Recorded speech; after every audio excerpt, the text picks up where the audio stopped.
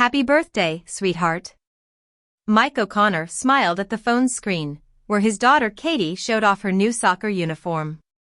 You're gonna crush it at the game next week. You'll be there, right? Katie's voice crackled through the speaker. You promised, Dad. Mike glanced at his watch.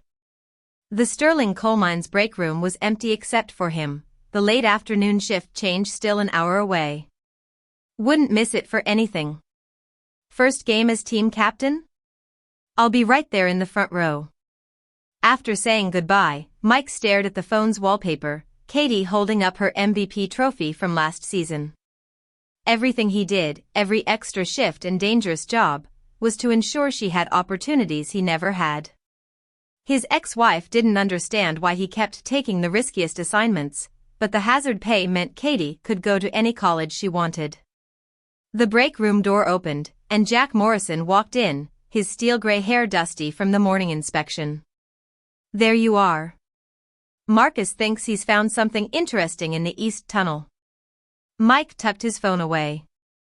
Define interesting. Interesting enough that Lisa's already down there with her radiation detector. Jack poured himself coffee from the ancient pot, grimacing at the taste. And interesting enough that Thompson's practically bouncing off the walls. Kid's been here 3 months?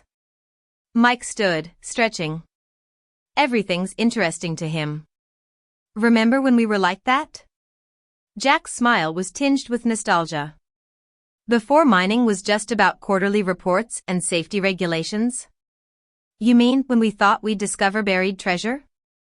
Mike laughed, falling into step beside his old friend as they headed for the elevator.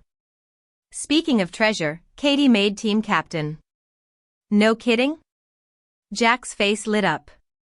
He'd been there through Mike's divorce, had watched Katie grow up through photos and video calls. That's fantastic.